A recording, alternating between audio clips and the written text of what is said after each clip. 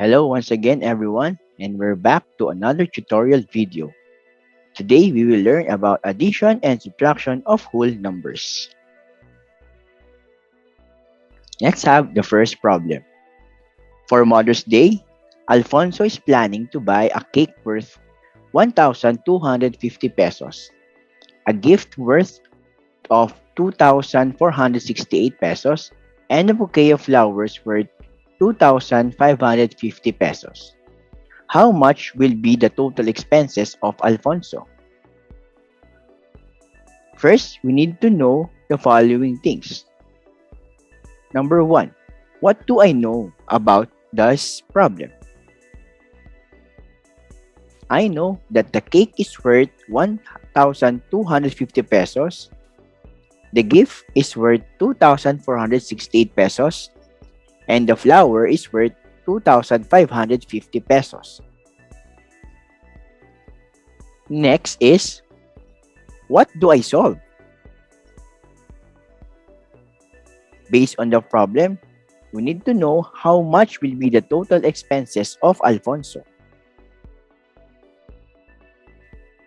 And lastly, what strategy do I use? In this problem, we will use addition. By adding all the values vertically, we will get the following. 1,250 plus 2,468 plus 2,550 is equal to 6,268. Therefore, the total expenses of Alfonso is 6,268 pesos. Let's now go to our next problem. In the school, there are 2,466 boys. If there are 1,268 more girls than boys, how many students are there in total? Still, we need to know what is the problem telling us. What are the facts that we see in the problem? We know that there are 2,466 boys. But how about the girls? How many girls do we know? We know that there are 1,268 more girls than boys. So to get the total number of girls, we just add 2,466, which is the total number of boys, plus 1,268 because that is more than the boys. And the answer is 3,734. Next, what do we solve?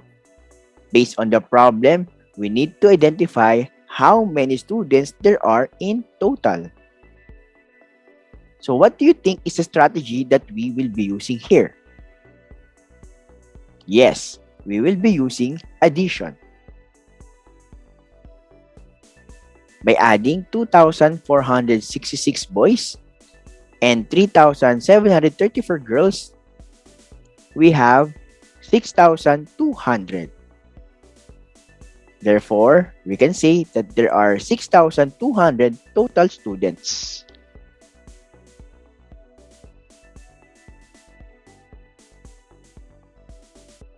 Moving on to our third word problem. Danny has 2,335 books in her book collection. She has 210 more books than Anna. How many books does Anna have? These are the things that we need to know. What do I know about the problem? What do we solve? And what strategy to use? Based on the problem, we know that Danny has 2,335 books. And she has 210 more books than Anna.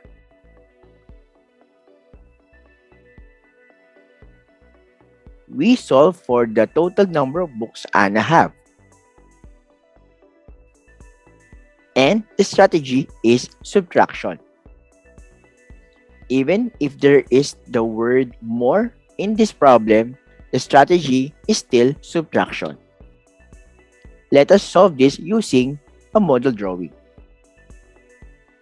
Imagine that this bar here represents Anna's total number of books, which is 2,335. So this is Danny's total book, which is 2,335. And to represent Anna's total number of books, we know that it's lesser than Danny. Okay, by how much? By 210. So to solve the total number of books for Anna, we just subtract 210 from 2,335. And we get 2,125. So we can say that Anna has 2,125 books.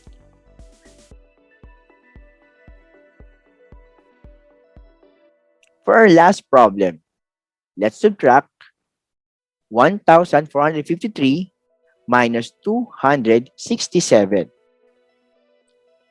In this case, we need to regroup or rename the number for us to subtract. We know that we cannot subtract 7 from 3. So we can rename the given 1,453. So when we expand that, it will be the same as 1,000 plus 400 plus 50 plus 3. But again, we cannot subtract 7 from 3. So what do we do for this? We borrow 10 from 50 and add it to 3. So 50 will become 40 and the 3 will become 13. But you'll notice that on the second place value, which is the tens, we cannot subtract 6 from the 5, or which is now 40. Okay, so in that case, we also do the same thing by borrowing 100 from the 400s place. So when we get 100 from the 400, it's now become 300. And we add that 100 to the 40, and it's now 140. You'll notice that when we add 1,000 plus 300 plus 140 plus 13, we still get the total amount of 1,453. Now, we can subtract it to 200 plus 60 plus 7. And the answer is 1,000 plus 100 plus 80 plus 6, or 1,186. I hope you learned something on adding and subtracting whole numbers. Thank you for watching and see you next time.